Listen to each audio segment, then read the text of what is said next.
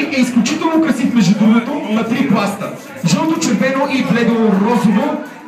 Да, много добър коктейл. Аз бих го оценил високо, но какво аз бих направил няма никакво значение. Най-важното е какво ще направи нашето жури. Накрая председателя ще събере всички точки от останали членове на журито и ще разберем кой е победител.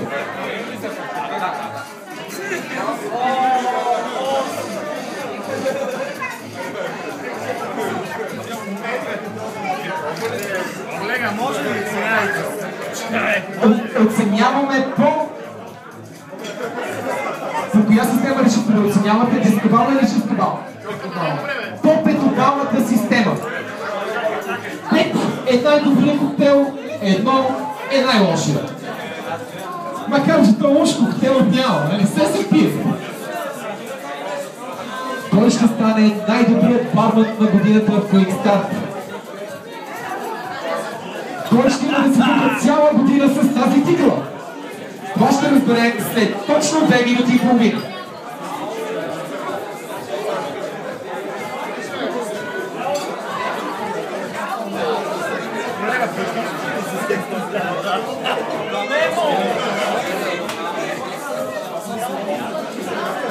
Още точно 2 минути извън многоуважаемото жури. Боже!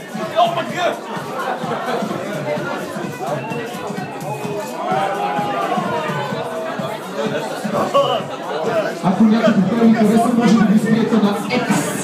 Не се притеснявайте, с ламка би било много забавно.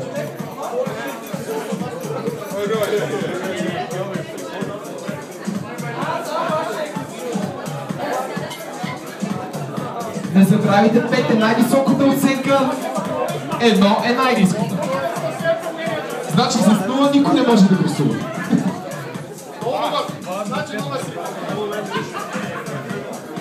Тук да не се подсказва кой номер да печели.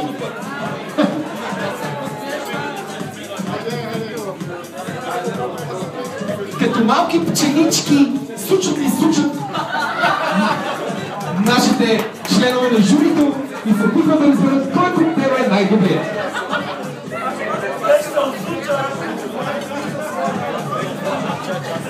Ако сте оценили всички коктейли, а още не сте, както виждам, имате още 1 минута, ще трябва малко по-бързо да направите своят избор.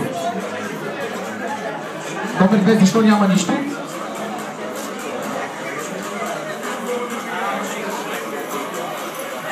А защо имаш на номер 6 оценки? Не, на номер 7. А, това си е твоя коктейл. Добре. Номер 5, още 1 оценка му липсва. И тук липсва още 1 оценка. Ама ти как оценяваш без да гледаш? А, да, тук да. Правилно. Добре. Тук. Всичко е наред. Добре. Напишете си общите оценки накрая това, което се е получило по последната графа, общ сбор.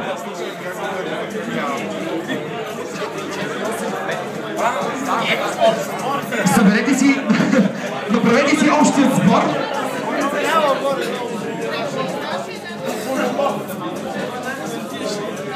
Добре, готови ли сте? Готови ли сте? Добре, дайте ми сега папките, благодаря.